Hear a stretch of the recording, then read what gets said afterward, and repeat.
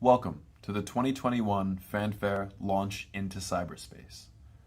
Normally, you'd be visiting the High School of Art and Design's gymnasium, cafeteria, and other spaces around the building to interact and learn about the incredible creations of our young professionals, other creators and innovators in the community. You'd be seeing portfolio reviews.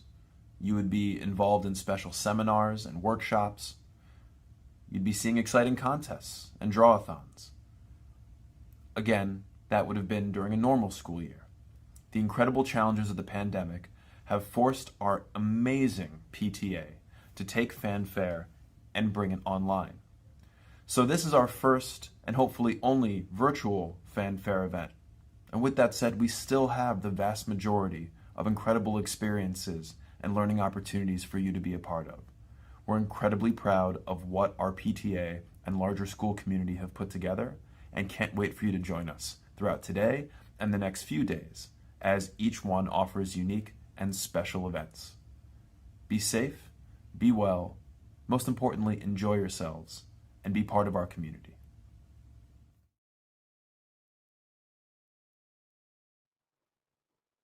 Hey guys, welcome to BioPics and Panels, where you meet cartoonist Meg Adams and Lucy Kninsley.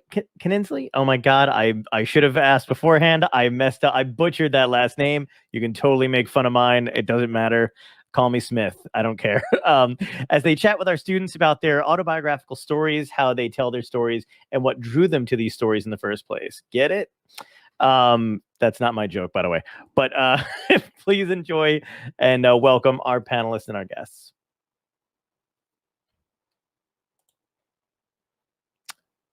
Hello. Hi. How are you? Where are you? I'm so sorry I messed up your name. How do you say your last name? I don't think Lucy's here yet. I thought I saw that she was supposed to be coming on the screen, but maybe it was just a box, an empty box. Well, great. Then she doesn't need to know. It's all up to us. We won't tell her. Please, thank you. I'd be in so much trouble.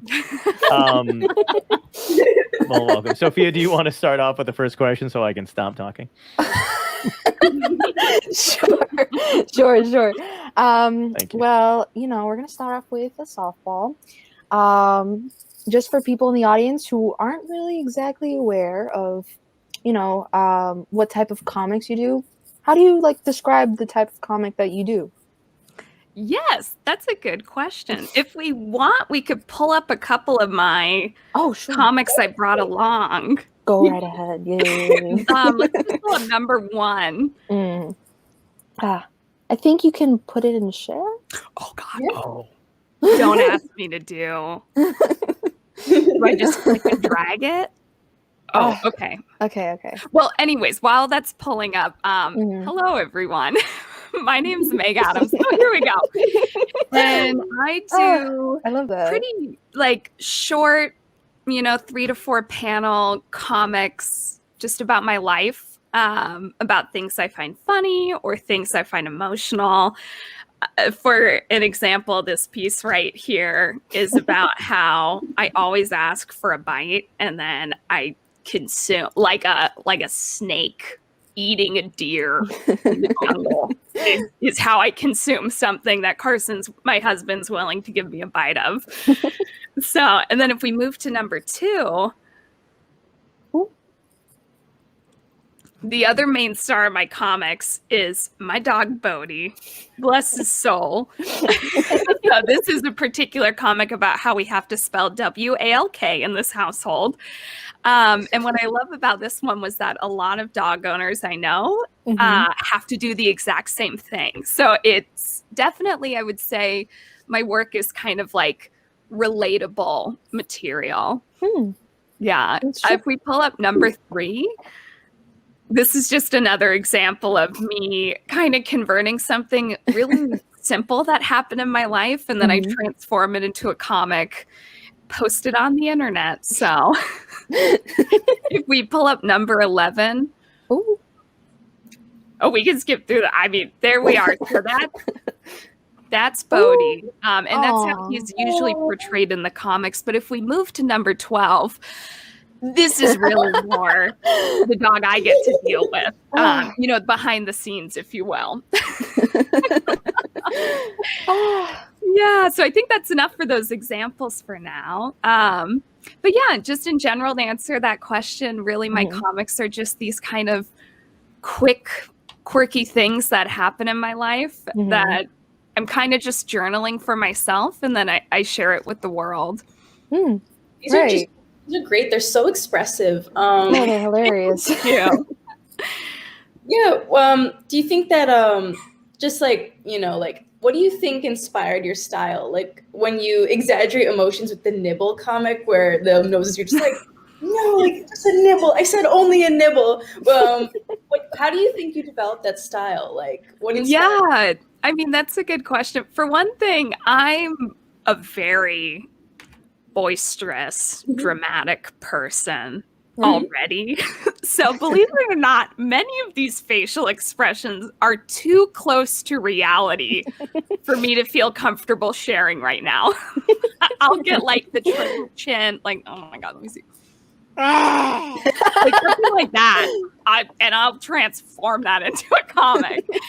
But yeah, so I think for myself, I have always loved drawing faces and expressions. And so sometimes when I'm crafting a comic, my first goal is just to think about what facial expression do I want in this? And then what story can I craft around that after?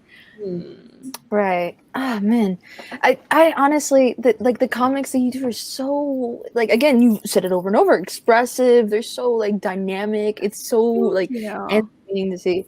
I noticed that like you know, you're very relatable. You always like in the comics that you do, you know, they're always like talking about things that happen in your life. Sometimes it gets very personal, but sometimes you make it so funny, so it's like it gets relatable. It's understandable. It's right. Totally. I think I definitely use humor as like a window to view my life, especially when it comes to tougher, darker subjects. Like for instance, if we pull up image number 4, about the end of 2019, beginning of 2020, I was diagnosed with major depressive disorder. And this was before the pandemic started. So it's been a year. But I kind of lost this, how do I build it? Up until that point, my art had become really perfectionist focused, and it was like I had to make every single comic funny and relatable, and everybody will like it, and it doesn't stir the pot at all. And I found that I was losing myself in the material, because while my comics were about these funny, happy, positive things, my life was like crumbling behind the scenes. And so I took a hiatus for about 2 months, I think, from just posting. And the cool thing is my community and my readers were so relaxed about it. I just said like, wow, I need a break. And everybody said, yes, you do. Go get that break. We love you. But I think you answered my next question pretty well. But how do you think like how important is it to be transparent to your audience? Yeah, you know, it's so funny. I had to think about that question for a little bit, because for me, it's really important to be transparent with my audience, because I get a benefit from it, to be able to like have empathy with other people going through the same thing, or to get advice from other people. But it's funny, I don't think it's a requirement to post comics and to post your work, especially when it comes to biopics or slice of life comics. You don't owe the internet, the world, any part of your life, you know, in terms of storytelling and in terms of comics. So I have some good friends who their life is like totally, completely separate from what their comics do. And they love that, because they can just get in the element of this comic character and do pieces, and then step back and still have those be separate. But I think for myself, that never would have worked out very well, because I will tell like my grocery store clerk about how my hernia is going on that particular day.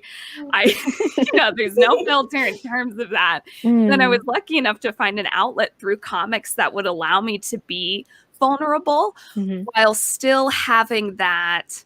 Oh my God, hi Lucy. Hi, everybody. Sorry about the time zone confusion.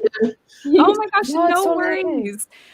We're just talking about how important it is to be transparent with our audiences online. I know you've done traditional work, like you've published books before, but me personally, I follow your Instagram. I especially like Condiment Raccoon. So how important do you think it is to be transparent with your audience about your life and experience? Let Mick finish. She was right in the middle, right? Oh, thank you. Sorry for Oh God. I was on like a train of thought, and now it's Oh no, I derailed it. I'm so sorry. it's oh God, I was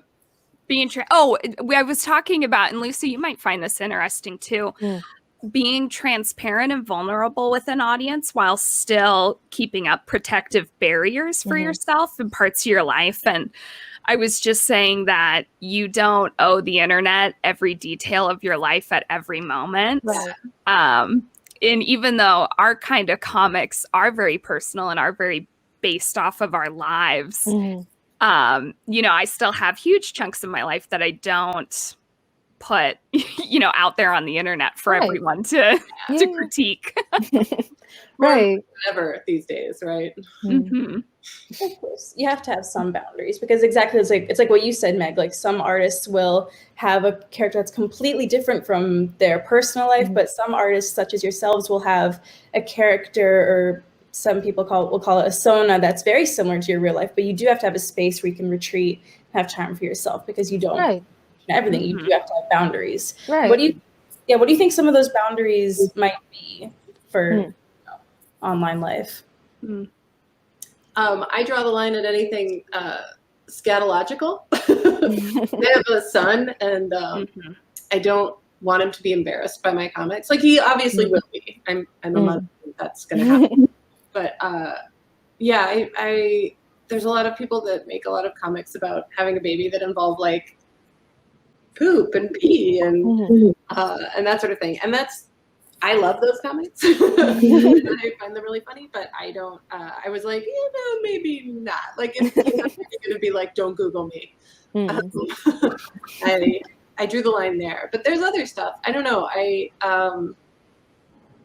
feel as I get older, I am more protective of like my personal life, but I also think that is a factor of the changing internet and the way that people are responding to things that they find online. Like, it's much easier to provoke a reaction from people that might not be thought through, shall we say? Right. It's pretty important to kind of save the things that are really dear to you and close to you for Patreon only.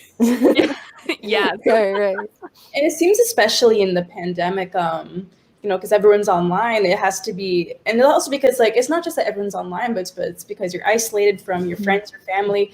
You have to really just like make a bubble, not a bubble per se, but just something to strengthen your boundaries, because everyone wants to find out more, because they may rely on your comics for comfort, but you need comfort for yourself too. And like, you're just not obligated to give that. There's plenty to be furious about, so why not take it out on strangers on the internet? Yeah. Right. And everyone finds like a way to like comment about a certain thing or whatever, and whatever that anyone goes through, anything that anyone goes through, that's their own process. You know what I mean? That's their journey. That's the way that they are like digesting it or whatever. Right. So, but if like, some people find it inclined to say, oh, but this is the way I did this and this is the way that I did that, so you're wrong. You know what I mean? So, I mean, like, oh, there's a meteor. Oh no. It's like it's golden hour, guys. I'm sorry.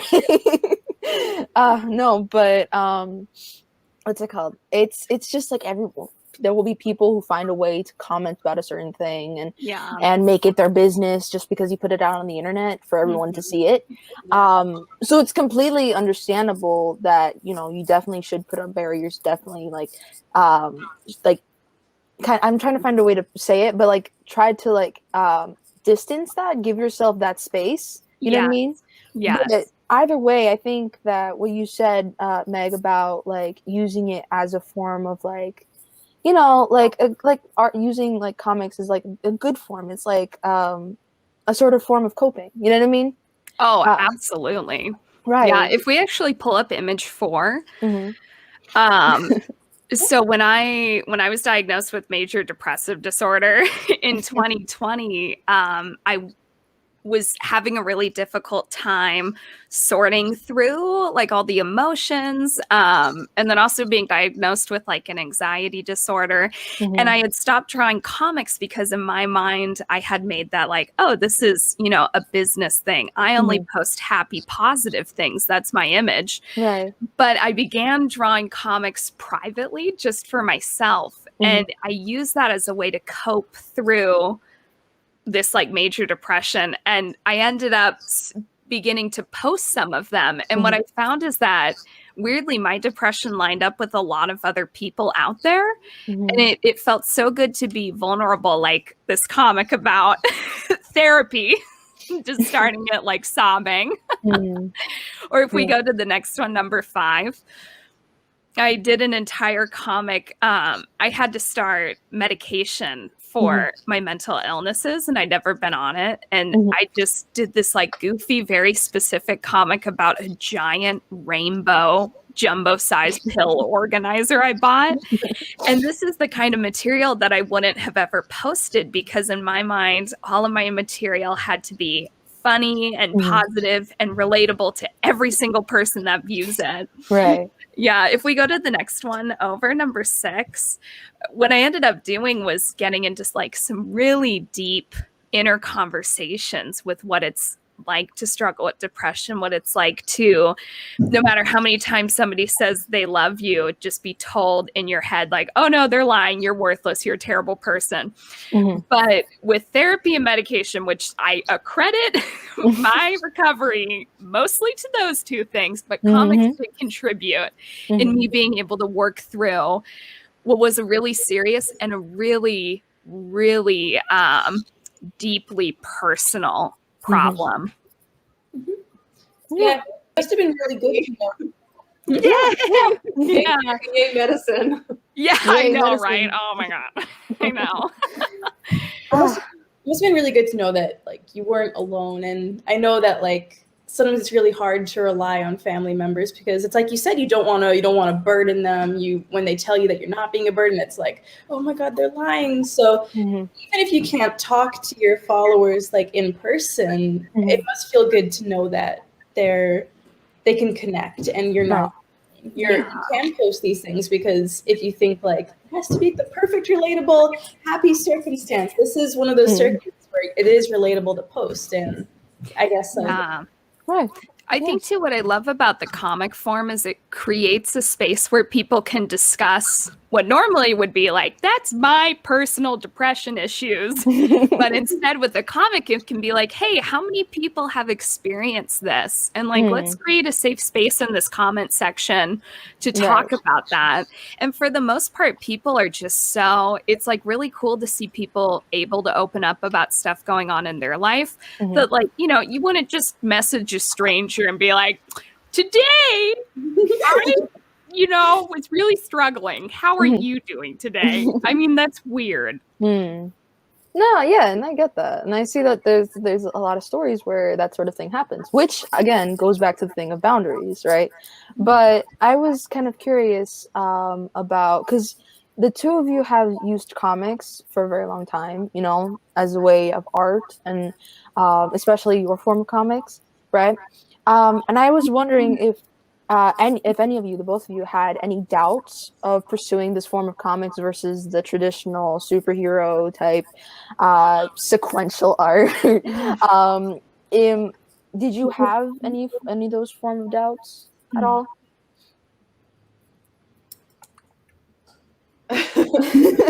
Lucy. The comics are a wonderful form of communication. I don't think that I don't think it's fully accurate to describe traditional comics as superheroes because like the earliest comics by Winsor McKay and stuff Oh, were of course, yeah. very sort of dreamlike and Mhm. liminal, and I think people have been doing really interesting things with graphic narrative since cave paintings. Those are the original. No, but you're right. So, You're right. So, and I just I came into comics in the 90s when I was a kid, and I was reading stuff, and the 90s was pretty peak alienating to a lot of girl readers, Right. to be honest. And in terms of the superhero comic industry, it was not something that ever really appealed to me. And I read the occasional one, but what I was more interested in is the indie stuff. And fortunately, when I got a little older, there were pioneers, Alison Bechdel and Linda Berry, and even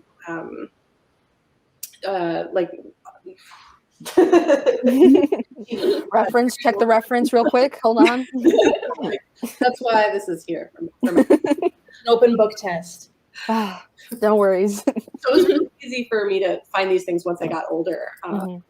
It was mostly Pogs at the comic shop when I was a kid, and like Archie and everything. So my stuff was birthed out of Calvin and Hobbes, not out of superhero stuff. And that's, I mean, to say that I never had any doubts about being a comic artist would be really inaccurate. And I'm like currently doubting it after a 15-year career.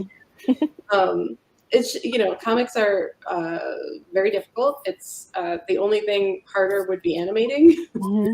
And I'm on page like 195 of a 200-page book right now. I'm like really close to finishing it, and I find that the last chapter of it is when I really have like an existential dilemma about the comics industry, where I'm like, I don't even want to make this book. What am I doing? I've done this long, like enough times to know that that's just a part that I have to get through. But yeah, it's my relationship to comics is always changing. It's always developing, and sometimes it's good, sometimes it's bad. But I will say that, like, in terms of using comics as a media for dealing with trauma, it's like therapy, great, like supportive family, friends, medication, and then like way down working through it with comics. That's fair. That's fair. That's so interesting, Lucy, because I feel like for me, the comics are higher. But I think a part of that for me personally is that I'm really private usually about like what I'm struggling with. So it's like, and then I don't know, who doesn't use humor as a coping mechanism? Oh, if you don't, you're weird, strange. Right. So it's like, nothing bad's happening if I draw like a stupid long nose and, squiggly eyeballs. Yeah, I mean, that's what I do with the raccoon character. Is like, Yes. need a little bit of distance there. Yeah. Yes. That's my actual most accurate depiction of myself, is as a raccoon. It's almost like comics are almost like a way of just kind of packaging it into something that's easier to deal with, because when you're alone with your thoughts, you're alone with your family, and you're just thinking about it's just so big. But when you put it down on paper, when you really draw it out, it's just like putting it in a box and you're looking at it from the outside almost. You still feel it, but you're looking at it from this different contain it. Yeah. Put it all in a box. Yeah. Wrap it nicely. Put some ribbon on it. And then get it away from me. Get it away. Sell it quickly to a Barnes & Noble.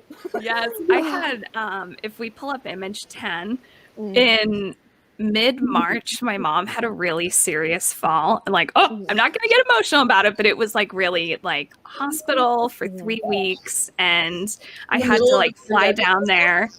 And I was going through all these serious emotions of like, oh my God, my mom almost died. And I encapsulated that into just this really simple comic of, I've never brushed my mom's hair before. And I feel like that's, for me, the coolest thing about comics, that you know, sometimes you just can't accomplish with just words or just art, is you can take like this giant thought and compress it literally into 2 panels. And when people read it, they get it immediately. Right. Mm-hmm. Yeah, it's just 8 words, 2 panels. You've expressed this like this huge feeling of grief, and just like you've expressed it so well. And just like, yeah.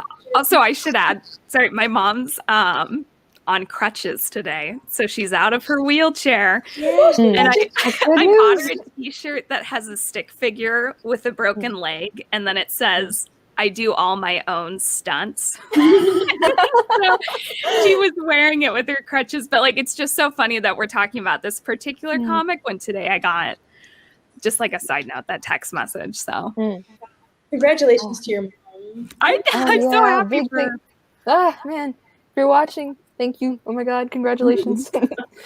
Lucy, I feel like you kind of do a similar thing in terms of, oh wow, you know, like taking these big, beautiful concepts and bringing it down into like a handful of panels. Like, especially when your cat Liney passed. Oh my God. I actually cried. I literally cried the day that we found out. It was like, your artwork created this connection with me for a cat that I have never met. No miles and miles away. And it's like Liney now through you has totally touched my heart. We're looking at adopting a cat right now. Oh my God. Yeah. And thank you very much. Yeah. I felt this responsibility to like prepare readers when she was getting really old. Like, what am I going to do when I have to tell these people that have like fallen in love with my cat that she's fun? And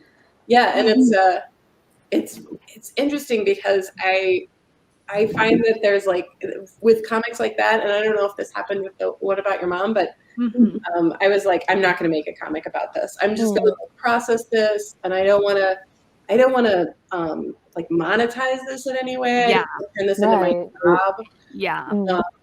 I'm just going to like sit with this for a while. And then I sit with it for a while, and then these comics kind of come out fully formed. Yeah. Right. Like just boom. And I'm like, well, okay, it's done. I did what I said I wasn't going to do, and now it's done. And I find those come out really quickly. Like I don't slave over them the way that I will about like a funny haha comment. Right. Which is an interest. It's just kind of like it's curious that that's what happens. Yeah, I think that there's a beautiful distinction between the both of you's artwork. I think like, you know, with Meg, it's a lot of humor involved, a lot of hee-haw, exaggerated stories that really show hee-haw. a lot of exaggerated moments to come and point across, you know, get serious when it needs to be. But I really like how Lucy's artwork is very much like connected. You can like empathize on such like a level. Like there was one comic very I think particular where Lucy, I think you were like bend down to your son, and your son was like, I think was it a son? Was like bend down to your son and had a plushie, I think.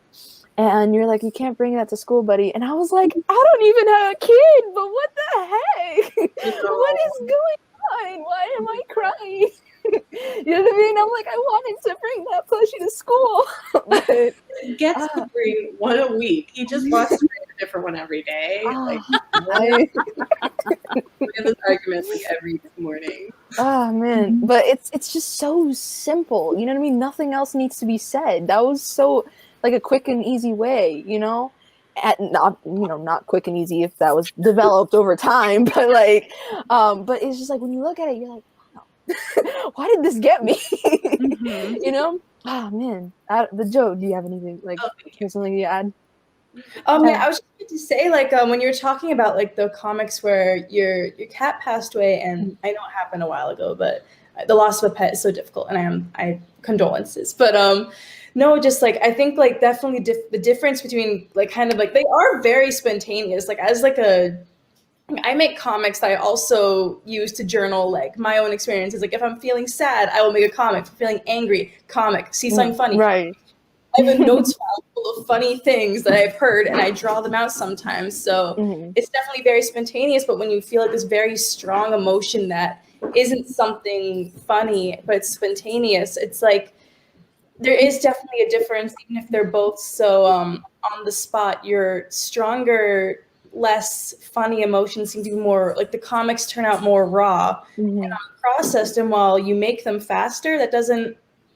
It seems to kind of almost add more emotional value to it. Well, not value, but you're expressing so much more. It's so Right. It's very immediate. Yeah. It's personal. That's the mark. That's your trademark because that's part of your life. You know what I mean?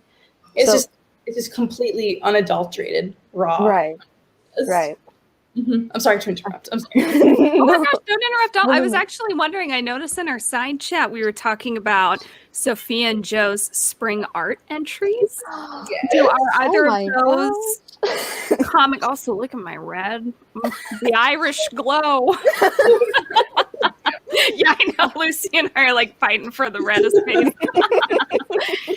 But did your spring art entries, were those comic related or One of mine was I had I'm in illustration, so I'm not really in the I do comics while I'm at home. I don't do it in my major, but I did for one of my paintings because the prompt was we had to kind of draw something in motion, just like very like we had to capture this kind of it's motion, like I said, and I don't know if we have it. I think it was in my spring arts, not sure, but I painted in my own personal comic style, me with my arm just like waving to pet my cat on a table. Right. that's Oh, my god, look at this. I love So fab. This is totally a comic. Yeah. You know, a single panel. This Oh, is oil man. paint, you said? Yeah, it's oil paint. I'm like I leaning love it. closer to everything. I'm doing the same thing. Oh my god. It's actually my finished Oh, I oil, love my it. squints on. and my illustration teacher asked me. He was like, Mr. Harrington. He was like, "Oh, did you use reference for this?" And I was like, "No, I did not," because what I did was just it's all for prompts. Like, "Oh, what do you do for this project?" Because like no one was answering, and I was just doodling in my sketchbook at the time, and I'm like, "Oh, I'll just doodle that." And then he's like, "Submit something to the Google Classroom." I'm like, "I'll do that, I guess." And he's like, "Okay." So I think that the illustration majors in our school don't get the chance to do a lot of that, which is actually this is like really cool to see. It's really, I love it. I'm just like, oh my god. Well, my major is all about comics. So like I actually for senior year, they had us do like focus. So my entire focus was just like a story, you know what I mean, of this one character, Sam. And I think like I'm not so like right now these are just like things you have to put in for like an AP portfolio thing.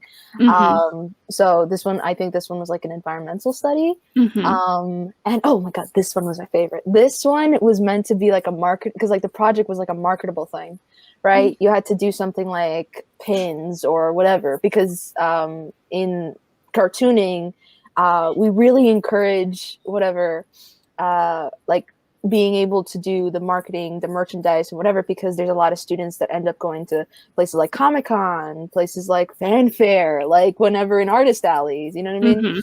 So we really encourage that. This one in particular was like, I was fun with this one because these are all the characters that I have and like all the lines are the relationships between each characters. And oh my gosh. Yeah, no. So Sam is my main character and I had like so much fun like conceptualizing these characters because they like I said it once somewhere. I don't know where I said it, but a lot of these characters are kind of like reflecting off of like things I've seen. You know what I mean? Like I remember this one thing that someone said that was like the tapestry. Everyone's like a sort of tapestry of everyone they've met before. You know what I mean? Like the little things you do, little habits you do could be picked off from something that you don't even realize that was picked off from when you were younger.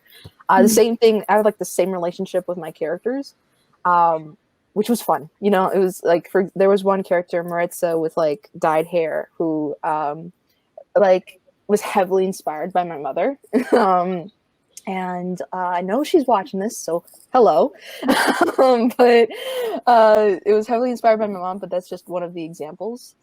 And it was fun. It was just a lot of fun making these characters, man. How developed was this comic? 2 years in the works. Wow. I don't think I'd ever because I want to. This is like a story that because I remember someone had mentioned a while ago that your first book shouldn't be a Harry Potter type thing. You know what I mean? And this is very much a Harry Potter type thing in the sense of how extensive it is. Yeah. So I'll probably put out like a smaller book first before I actually put something like this out. But this is a passion project.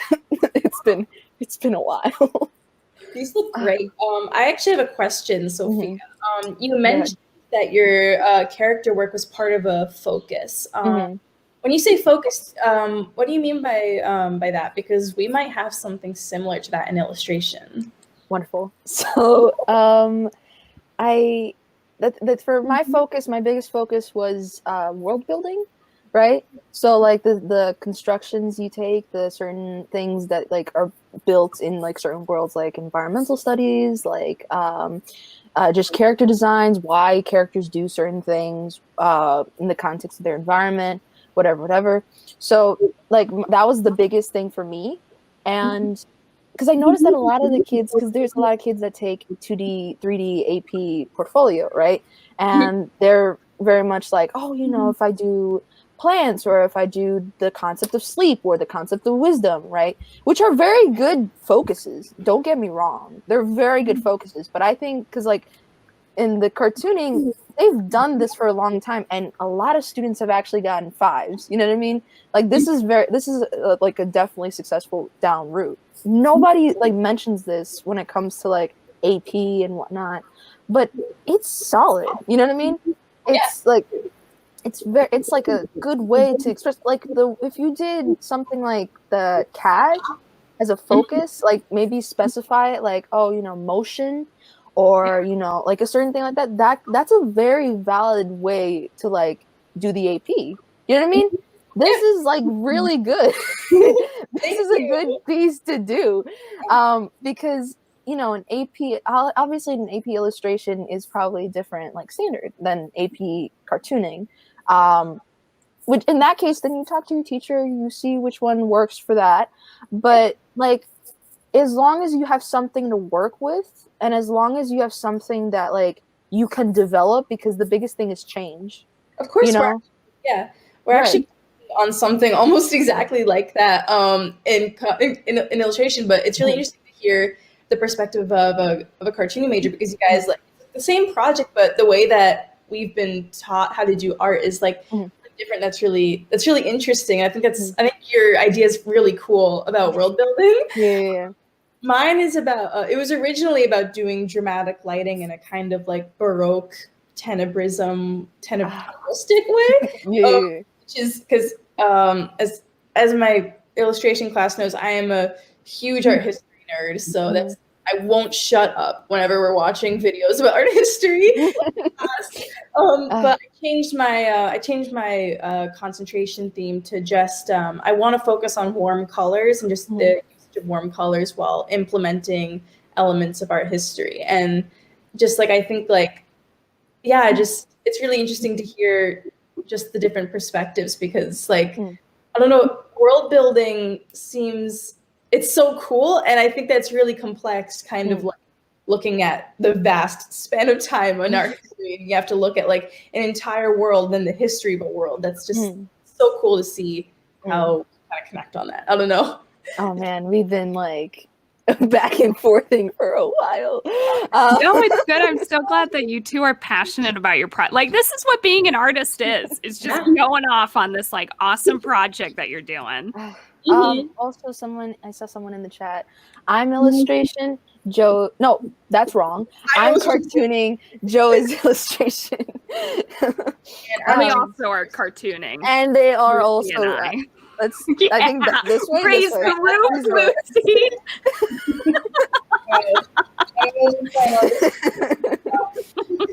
Lucy. Guys, you're also cartooning. Whoop. Mhm. I'm sorry, Joe. You're outnumbered. It's an eventuality. I'm so sorry. Well, it's so funny. I was thinking about Joe's piece, and in terms of what Lucy talked about, how comics are so much more than like panels and superheroes, and even like a story that's A, B, C, punchline on D. And what I love about your piece, Joe, is that that's the perfect example of implementing comic ideas into a different, an oil painting. And that's like, I don't know, that's, as you can tell, I really like comics. I feel like it's such a beautiful, flexible form that, like, I've seen embroidery comics. I've seen people just, in like an illustration, they'll add in the background comic-esque something going on. So I don't know where that came from, but I just thought I'd throw that in there. Oh, it's really cool. Like, the intersectionality of mediums is really interesting. Like, there was something the other day where someone had like a cake and they put something. It was like an illustration or a comic. I can't remember, but it was just so interesting. I'm like, someone made a cake and they put a comic on it. That's cool. So cartooning was cool. Mom, do you have a question? Mami, ¿tú tienes una pregunta, por favor? Mom, how's your legs doing? How are your legs? Mom, how's your legs? Mom? No, you might not be on here. God. It's like my soccer practices when I was a kid. You look out in the crowd, no mom anywhere. Oh man, I'm so. The first thing when they started talking about legs, the first thing I thought of was the SpongeBob. My leg. Oh my God. She literally in the hospital was like, my skin is made of paper and my bones are made of glass. It was, and I love my stepdad, but like I get in there. Her mascara is still running 4 days after the accident. Her hair is like this little rat's nest and her lips are all cracked. So I was like, go out and get me Carmex, lipstick, lotion, hairbrush. And I just like made this whole list and we had to do like a in the hospital spa day. Quick. Oh my God. Like, boy, I didn't think about that. And I was like, yeah, because you're bald. Okay. You don't just have to brush your hair. I hope he's not watching. No, they know I'm joking. No, but oh man, that's. Have you ever gotten in trouble with somebody for a comic that you made about them? Oh yeah, that's a great question. So Carson, I run my comics by my husband just in case, and I've had a few vetoed before, but then it turned out that they weren't even that good of comics anyways. But yeah, what about yourself? My husband had to that was like part of our vows. He's that's so cute. But no, the only time I ever got in trouble was with my grandmother, who is now passed. So now I can make comics about anything I want. Yeah. But my grandmother, I was like in college. I made this little comic about visiting her, and she had like all this weird stuff going on in her house where she had a photo of George W. Bush's family, like a family photo, inside the dish cabinet door. So you'd like go to get a dish and be like, wait. family. Oh my God. It was really weird. And so she's a funny old lady, and she said this kind of horrible thing during my visit. And I was in college, and I was like, this is going in a comic. So I made a little comic, and then I didn't even publish it, but I self-published it. I put it in a collection of like my student work, and this is a book that's like, it's out of print now.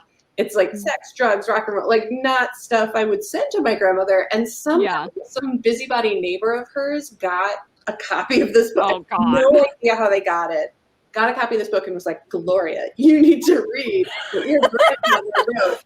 And my grandmother reads this book, doesn't care about like magic mushrooms, like anything except the one comic where she is depicted as saying the thing that she said.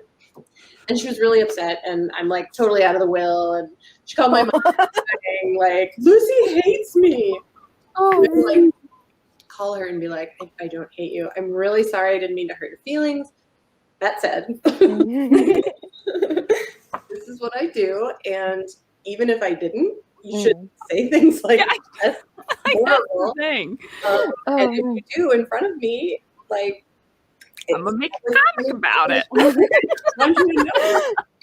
This is my form of expression. Yeah, this Allow is how I filter the world. The upside to this is that she never said anything racist in front of me ever again. And Good. What a win. Great. What a I win. never wanted to get Win. words out of your mouth. And now you haven't. But the downside is that, like, anytime I would come out with a new book, she'd be like, oh, God, another. Yeah. Read it. Oh, man. So I saw that there are questions in the chat already. Oh my gosh. So one question is, do all cartoonists have a shop to make money? Oh, wow. I didn't know that was a thing. Oh, wait. You know, I would say yes. I feel like cartoonists, you have a shot to make money, but you have to put in the work. You know, like, I mean, Lucy can attest to this. Being a professional comic artist, I draw about 50% of my day. And then the other half is answering emails, contacting companies, working with my publisher, setting up, NYC Fanfare, stuff like that. But it's, you can't expect to start an Instagram and throw up, 40 comics and then suddenly be able to pay rent. It definitely takes a lot of sort of investing in a bunch of different forms of income. Yeah. Right. Yeah, Lucy knows what I'm talking about. That's a business term for forms of income. Forms of A income. shop is good. A Patreon is good. A community is really good. And then freelance illustration. I know a lot of people who don't have shops necessarily, but who do make ends meet with freelance stuff. Yeah. Charge what you're worth. Oh, yes. Charge more than charge above what you think. Like, say, I'm going to charge this and then add 50%. It benefits all of us. It really does. Yes, definitely. Man. But yeah, in terms of it is a lot of, like you said, Meg, like plate spinning. Just Yeah. like, I make some of my income from that, and then like a few bucks from over there. I found Patreon. I was really reluctant to start a Patreon for a while because I was like, I already have a publisher. I don't want to be indebted to like hundreds of people instead of one. Yeah. But I found that it's really nice because I really like it. I support a number of artists on there, and like $1 a month is like great. Yeah, I will totally give this person $1 a month to thank them for the work that they have given me. So yeah, after considerable therapy, I no longer on my Patreon page. So Patreon is a good one. I don't know. Shops, I'm kind of conflicted because I feel like there's so much crap in the world, just like things that people are making in huge quantities, and myself included, that are filling our oceans. So I'm kind of like, have like a digital shop is great.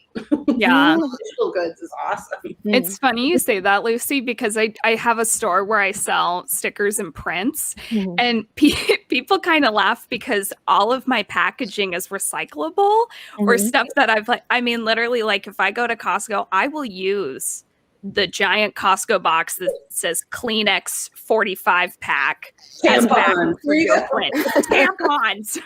Thanks for your print. But I think that's an excellent point. I love, I know a couple of people that will do Gumroad. So they'll put, like their zines or even tutorials or the brushes they use. And then you can buy those and download them. I definitely I'm not a big fan of corporate anything, but they do sometimes have nice budgets for, really quirky drawings. So I don't know. When you're kind of a struggling artist, it's okay to not take the high road and do a drawing for Amazon. Yeah, I was dismissive of superhero comics, but like one of the best gigs I ever had was for Marvel. They pay great. Yes.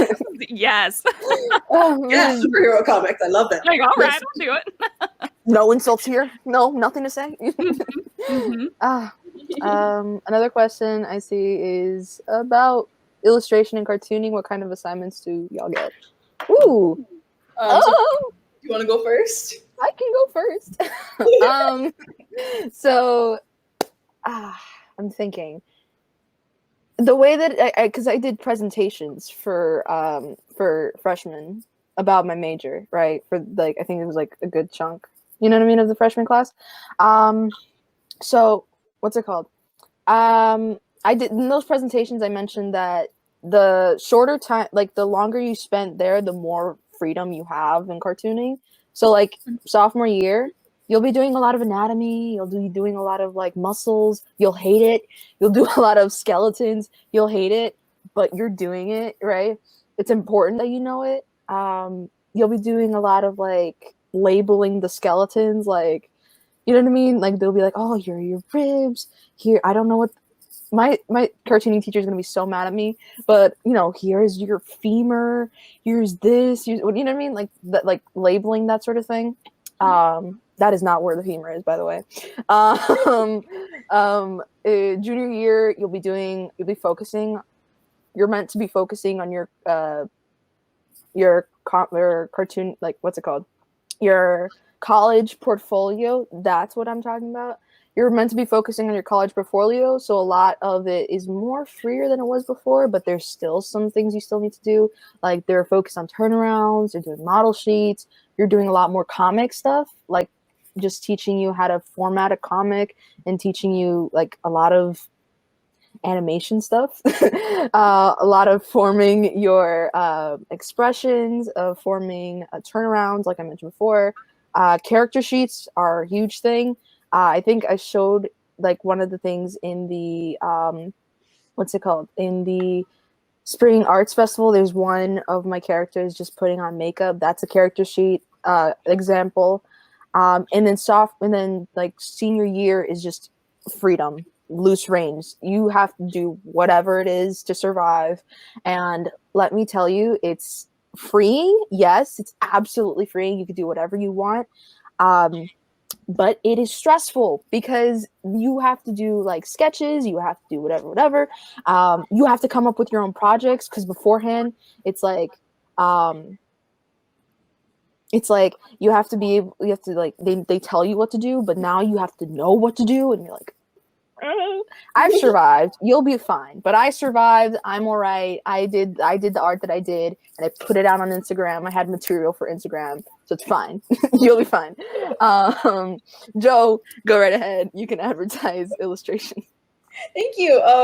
That sounds so cool. I was actually considering doing cartooning when I came to art and design, but then I hit a character arc and was like, no, I want to do fine arts, which is really funny because my mom's an illustrator, so it's like, oh, I'm continuing the family tradition.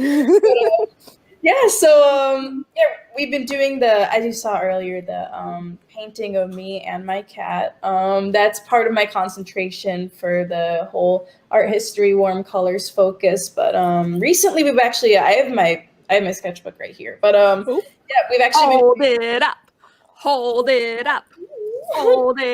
We've been doing figure drawings. I did this one. Yes. Look at that. Yes. Yes. Also, I'm so sorry. What is on the other page? Yeah. I've definitely seen that model before. So I've totally seen that model before. On line of action. This is a practice of face, and here's my illustration teacher, Mr. Harrington. He looks so pretty. Mr. Harrington's actually an alumni, but he was like one of the TAs, one of the seniors who was TAing for my class was like, yeah, no, we didn't get to have prom this year, and that sucks. But Mr. Harrington was like, I never went to prom.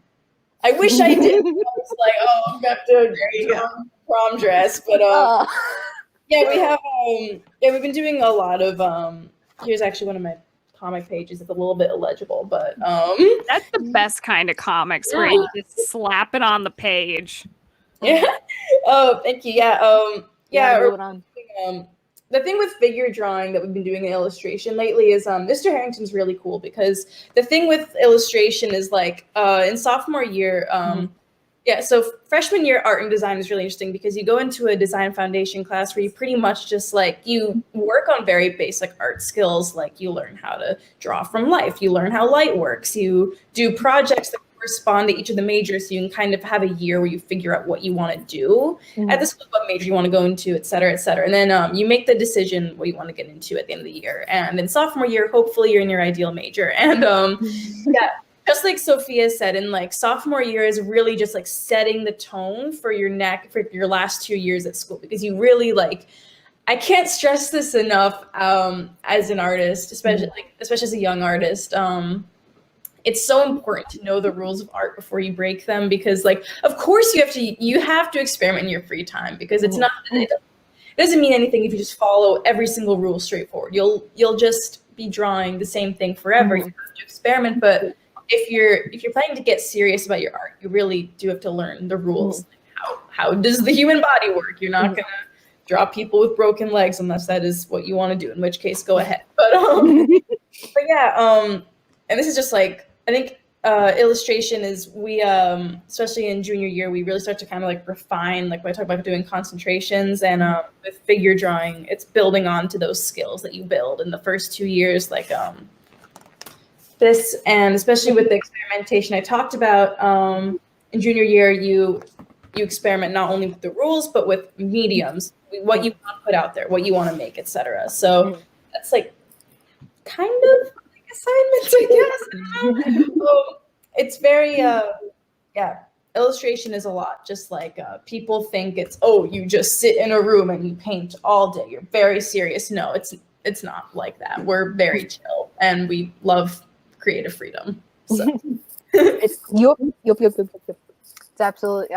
Do you think the biggest thing is in the AP? You know what I mean? The biggest thing is that's what the senior year was about and was talking about. You know, like obviously there's going to be a few assignments where they're going to throw in. They're going to be like, oh, you know, make a like this year was like, oh, you got to make a cover.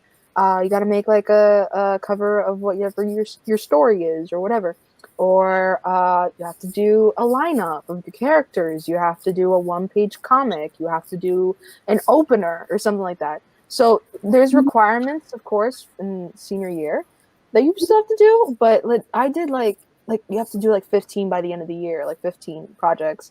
I did like about 10 out of my choice. You know what I mean? Like, oh, is this not been charging? What a fool! Oh my God. All right, lad. Okay, we're good. But yeah, no, it's just generally that. It's just like, you kind of have to like. Another thing also is you kind of like, if you are not like have something already by junior year, or like something, or just an idea that you can work with, it's gonna be a little bit harder for you. But like, there has been people who have changed their concentration halfway. You know what I mean? Especially in senior year, there has been people who have just like dropped whatever they were working on because of review or whatever, which becomes difficult, but it tends to happen. Which is in that circumstance, it's okay. You're fine. You know what I mean? You're able to pick up where you left off. But yeah, no, that's what that is. If I could offer too, Sophia, just a word of advice for any students out there watching. This high school sounds amazing, first of all. I wish I had this kind of high school. But I just wanted to say, what you decide to pursue in high school, what you decide to pursue in undergrad, college, even until you're 50 years old, at any point you can switch art forms. You can switch focus. Like, that's the cool thing about art. You know, if you've decided to pursue the comics in high school, that's awesome. I encourage you to also explore illustration. You know, I mean, honestly, I feel like the best kind of, sorry, my mom's texting me. Mom. Oh, I'm turning red. I love you. I'm so sorry. But yeah, like for instance, when I went into college, I was going to be a lawyer. I was like flat out like, law is my passion. And I started doodling these stupid drawings on the side and posting them.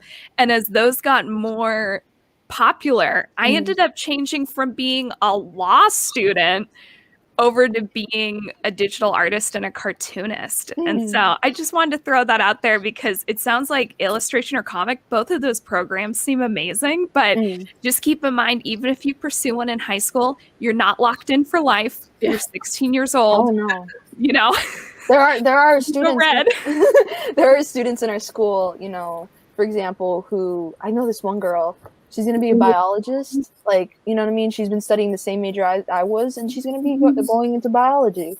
You know what I mean? Like, Yeah. you're not trapped in what you're studying in the school, and you're not trapped in what you're studying in college and whatever. Like, this is what I told my brother because he was like getting very stressed. He's a sophomore right now, but I told him that if you know what you want to do, right? Let's say you know what you want to do. Let's say that you have an idea of what you want to do.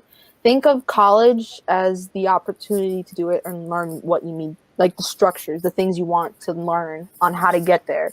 You know, like if you want to, right? Or you can use Google. You don't even need to go to college. Yeah, exactly. You don't have to spend $50,000 a year. What? But you know, like if you do choose down the path of college and you're like stressing out upon what to pick, if you have an idea of what you want to do in the future, like let's say you want to you know, be a freelancer, let's say, and you still want to go to college for some reason, you can learn entrepreneurship, you can learn any form of art, you can learn maybe graphic design, or you can learn this or that. Like those are options, those are things you can take and you can learn from that. Right. It's funny. I feel like with art, we kind of have it easy in the sense of it's really easy to tell if you're pursuing the right path in art. You just have to ask yourself, is this fulfilling me? Right. Is this making me, you know, so it's not always going to be happy. Sometimes it's 4 a.m. and you're drawing your 5th comic of the day because you're on a deadline. Not to call anyone out, you know, anybody with a lot of books in their background, but you know, it's really when it comes to art, when it comes to creating, the number one thing is check in with yourself and say, is this fulfilling me? And, you know, from there on, you're totally right, Sophia. It's like, take a ceramics class. Everybody should take a ceramics class. Honestly, I want to take a ceramics class. Take a ceramics class. You know, take it. That's the cool thing about, you know, what all 4 of us and what people in the audience are pursuing in terms of creativity is you get to just say, does this fulfill me? No. Time to go into jewelry making, or time to, you know, who even knows? Underwater basket weaving. And if you want to get comic artists, like all that stuff will help with Yes. So true. you have the experience. I don't know, Lucy, if you have the view at all, but whenever something maybe frustrating or stupid happens in my life, my first thought is, you know what? At least that'll make a good comic. Yep. Is they have the thought process, you have the brain for it, you know, the experience as well, you know? Yeah. It's important either way. When inspiration hits, it hits. Like, oh God, when like a inspiration. truck. Like, running you over. like a razor spear to the end. It's just like, boom, there you go. It's just like, oh gosh, damn, now we have a whole character. I don't know what to do with it. It's like, I know, sometimes like your hand's strong and you're like, go, go, go. You're like, oh, I have to take every single canvas I've ever owned and put something on it. I just can't stop. Gotta keep going. oh man. Just like once you stop, you can't, once you stop, you can't stop. And it's, oh man. No, it's been great talking with you guys. Oh my God. Oh, this has been so fun. So fun. I love it. Man. Ooh.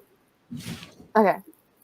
But yeah, no, this has been super fun. I'm so sorry if we couldn't answer everyone's questions.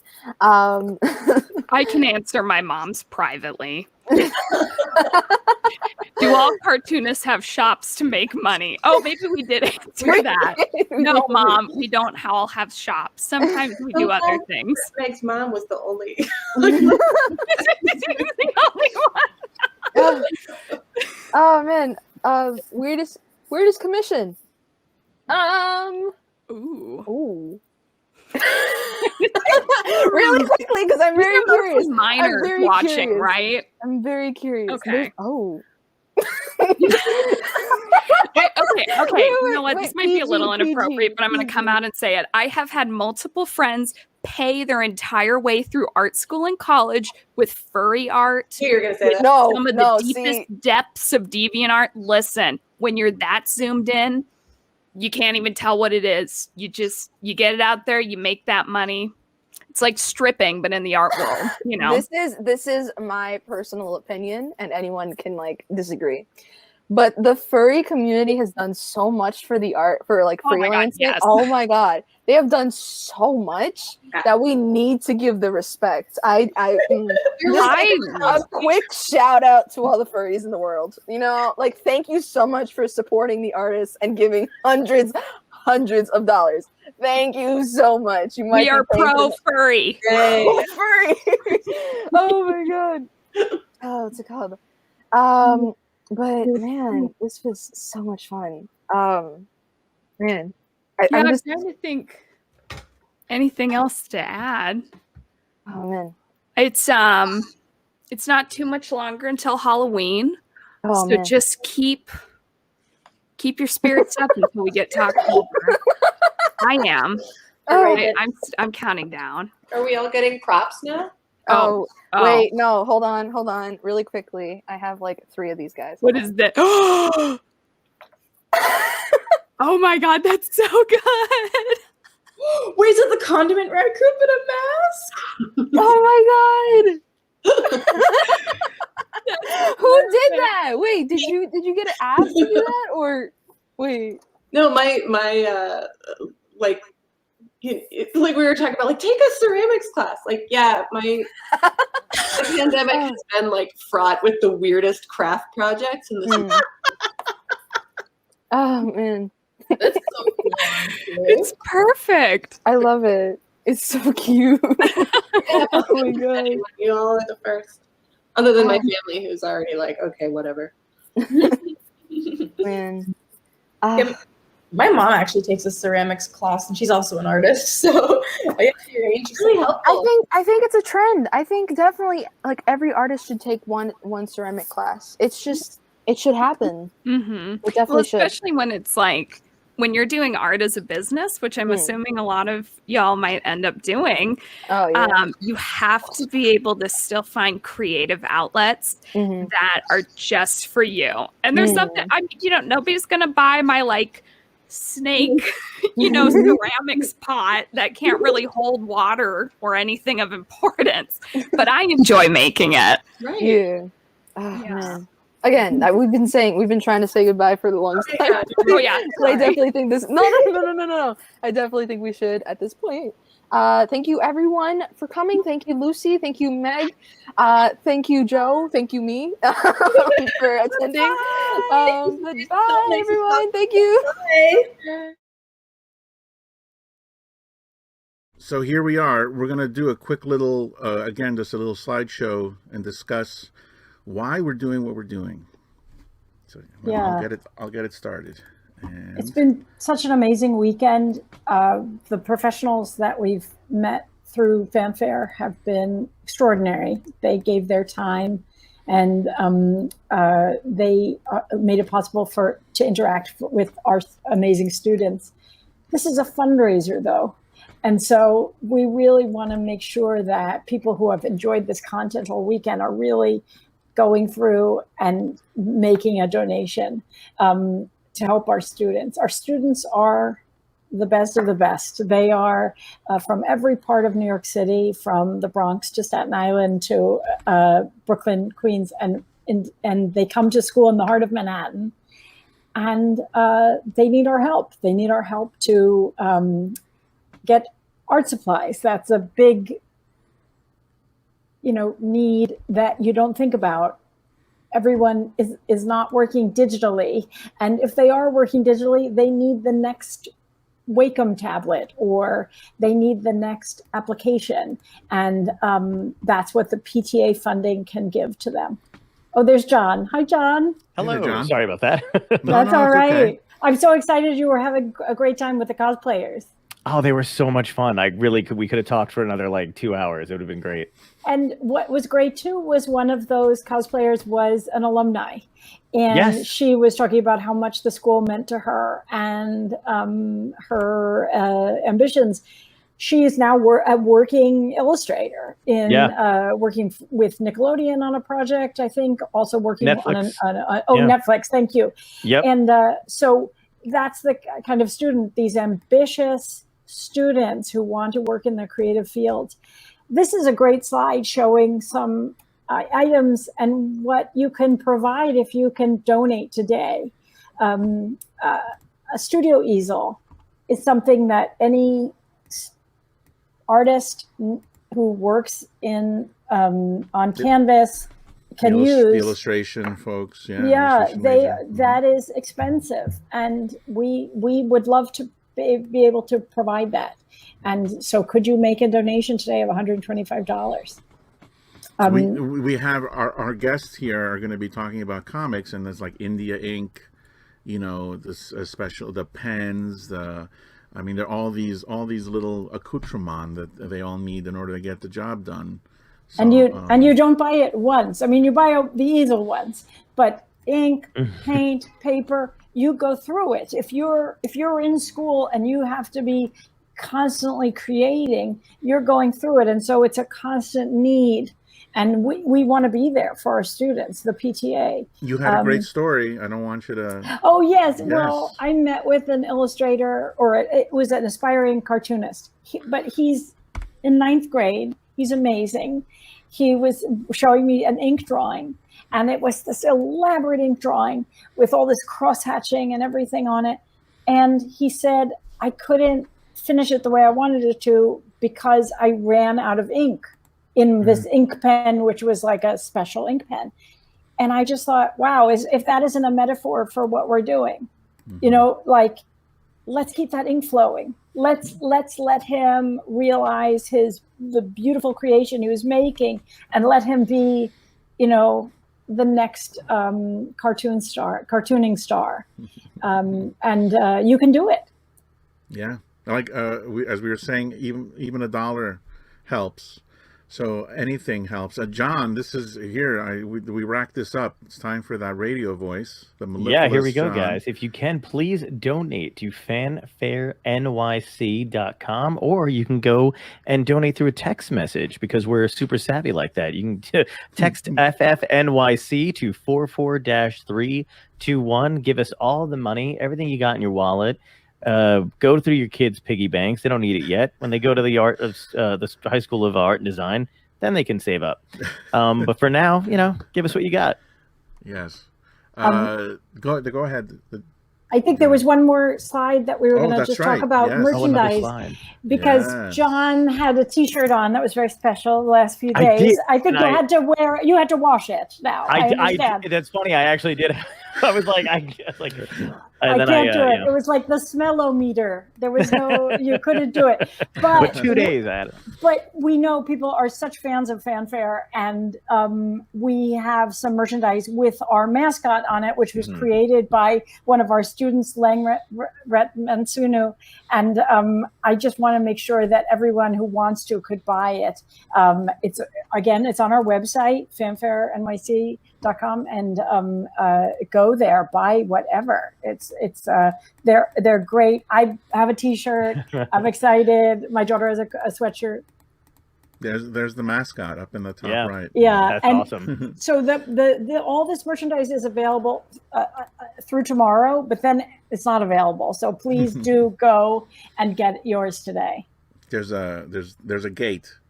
You gotta get there before the gate closes, and exactly. then we do want. It's still, if you go and you donate, certain amounts get you some of these merchandise too. Am I not right? I'm sorry. No, you're right. You're right. I think it is. If you donate $125, we will give you one of these awesome tote bags. We also have little limited edition button packs. If you donate $50, we will give you a limited edition button pack. We don't have this pictured because it's not for sale. That's a special gift just for our friends who donate more than $50. And if you donate $1,000, Joanne, myself, and Miguel will come to your house house. Oh, I thought you were I- going to throw in that dog. Yeah. and the dog. And the dog. We're just giving stuff away. Right. Time, bodies. We'll do it. I'll get on the call and talk to you. Talk you through that, writing that $1,000 check or making that donation. But Talk one through more it. zero. thank you. One more That's zero. right. Exactly. good. Right. Exactly. Thanks.